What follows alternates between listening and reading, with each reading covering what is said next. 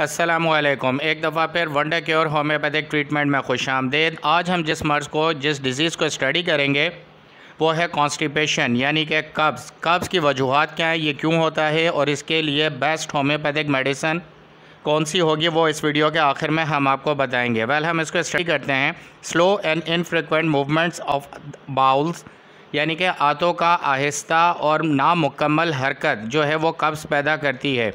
ये जहन में रखिएगा कि जब हमारी छोटी आंत बड़ी आंत अच्छे तरीके से मूवमेंट करती हैं और मुकम्मल मूवमेंट करती हैं तो उसके अंदर जो हमारा फाजिल मादा है वो हमारे जिस्म से ख़ारिज हो जाता है। और लेकिन वो फाजिल मादा जब हमारे आंतों में जमा ही रहता है मूवमेंट स्लो होने की वजह से, तो उसको हम कब्ज़ कहते हैं। आंतों की हरकत का आहिस्ता और सुस्त हो जाने का नाम कब्ज़ है। तो ये बात आपको समझ आ गई कि कब्ज़ किसे कहते हैं। अब हम इसके साथ इसकी वजूहात और इसके रीज़न्स पर स्टडी करेंगे और कुछ सिम्टम्स स्टडी करेंगे ताकि हमें ये पता चल जाए कि हमें कब्ज़ है और इसकी हम होम्योपैथिक मेडिसिन इस्तेमाल करेंगे। वजह नामुनासिब ग़िज़ा का इस्तेमाल या फिर ग़िज़ा लेने की औकात में तब्दीली जिसकी वजह से कब्ज़ की शिकायत होती है।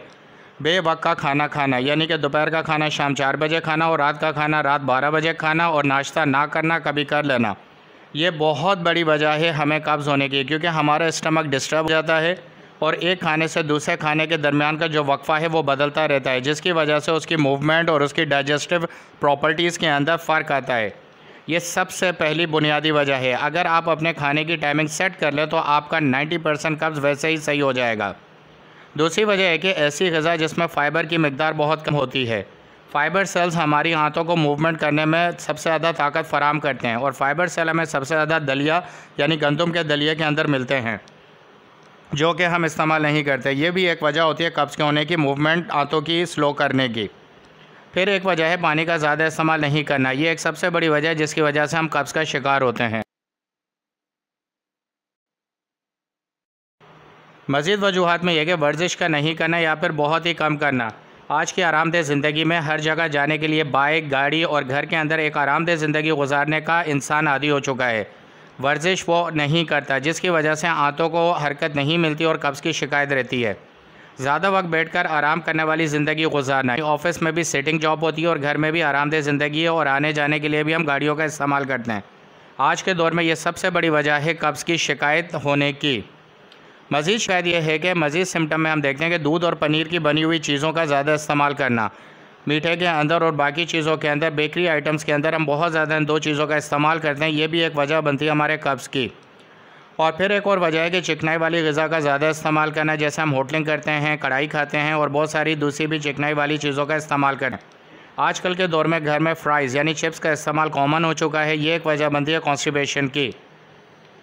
मज़ीद हम देखते हैं कि आंतों का सिकुड़ जाना जिसकी वजह से पखाना खारिज नहीं होता। जब हमारी आंतें एक्सरसाइज और मूवमेंट ना देने की वजह से एक ही जगह पे रहती हैं तो सिकुड़ना शुरू हो जाती हैं। और मज़ीद वजूहात आपको बताई जा चुकी है कि फ़ाइबर सेल का मुकम्मल ना होना, ये भी वजह होती है कि हमारी आंतें सिकुड़ना शुरू हो जाती हैं, जिसकी वजह से उसके अंदर मौजूद फाजिल मादा जो है, फाजिल मवाद जो है वो जमा रहता है। आंतों में सोजिश की वजह से खारिज नहीं होता। आंतों में सोजिश आ जाती है जिसकी वजह से उनकी वॉल्स यानी कि आंतों की दीवारें मुकम्मल तौर पे पखाने को खारिज नहीं करती। ये भी एक वजह है कॉन्स्टिपेशन यानी कब्ज़ होने की। सब्सक्राइब दिस चैनल, यहाँ पे वीडियो को रखें, आप इस चैनल को सब्सक्राइब करें ताकि इस तरह की इंफॉर्मेटिव वीडियोस आपको मिलती रहें और वो बेस्ट होम्योपैथिक मेडिसिन भी आपको मिले जिससे आपका ये मर्ज़ दूर हो जाएगा और आप आरामदेह ज़िंदगी गुजारेंगे। हम फ़ायदे देख लेते हैं इसको कि ख़ानदानी मर्ज़ है जो नस्ल दर नस्ल मुंतकिल हो जाता है। ये मर्ज़ नस्ल दर नस्ल भी चलता है कि अगर ख़ानदान में से कब्ज़ की शिकायत दूर नहीं की जाती दवाइयाँ इस्तेमाल करने से तो वो नेक्स्ट जनरेशन में मुंतकिल हो जाता है। नशावर चीज़ का इस्तेमाल करना, ये कॉमन सी बात है कि टोबैको में इस्तेमाल करने वालों को बहुत ज़्यादा कब्ज़ रहता है। ये वो सारी वजूहत हैं जो कब्ज़ की हैं। हर दफ़ा में कम पखाना खारिज होना है जिसकी वजह से बाद में कब्ज़ की शिकायत हो जाती है। इसको हम अनसेटिस्फैक्ट्री स्टूल कहते हैं, यानी कि हाजत तो होती है लेकिन वो सेटिस्फैक्ट्री नहीं होती, जिसकी वजह से कुछ ना कुछ जो फाजिल मादा पखाना है वो अंदर रह जाता है और कुछ दिनों के बाद वो जमा होकर मुकम्मल कब्ज़ के तौर पर हमें तकलीफ़ पहुंचाता है। इस सूरत में पखाना खुश्क होता है, यानी जब वो पड़ा रहता है तो ड्राई हो जाता है। इसको हम ड्राई स्टूल कॉन्स्टिपेशन कहते हैं। और जब ये एक्सक्रीट यानी खारिज होता है तो बहुत ज़्यादा शदीद तकलीफ़ के साथ हमें ये खारिज करता है और फिर जो है रेक्टम के पार्ट्स को ये ज़ख्मी करता हुआ आता है और उसमें ब्लड स्पॉट्स या ब्लड ड्रॉप्स भी आ जाते हैं।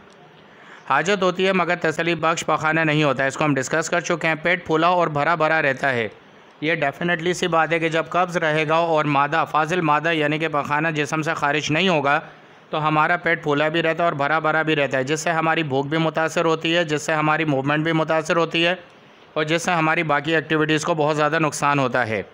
बेकरी आइटम का ज़्यादा इस्तेमाल करना जो कब्ज़ की वजह बनता है, ये एक वजह है जो पहले डिस्कस की गई है, क्योंकि इसमें तमाम तर में स्टार्च मौजूद होता है जो एक बहुत ही ज़्यादा नुकसानदेह एलिमेंट है हमारी आंतों को उनकी मूवमेंट को स्लो करने में। पखाने में हल्की हल्की खून की आमेज़िश ये इसलिए होती है कि ड्राई स्टूल जब पास आउट होता है तो वो फोर्स यानी ताकत लगा के उसे निकालना पड़ता है, जिसकी वजह से वो आंतों की वॉल्स को रैप्चर यानी ज़ख्मी करता है और वो हल्के हल्के खून जो कतरे हैं वो उसमें शामिल हो जाते हैं। इस वीडियो को यहाँ पर रोके, इस चैनल को सब्सक्राइब करें और बेहतरीन इन्फॉर्मेशन वाली वीडियोस अपने पास हासिल करें। पेट में शदीद दर्द का होना और देर तक रहना ये एक वजह है कॉन्स्टिपेशन की। अगर इस तरह की शिकायत आपको मुसलसल है कॉन्स्टिपेशन के साथ, तो इसका जल्द अज जल्द होम्योपैथिक ट्रीटमेंट से इलाज कराएं, वरना ये शिकायत बढ़ जाती है। मतली होना और केक की कैफियत महसूस होना ये भी एक सिम्टम है जो कि कॉन्स्टिपेशन के बारे में एहसास दिलाती है।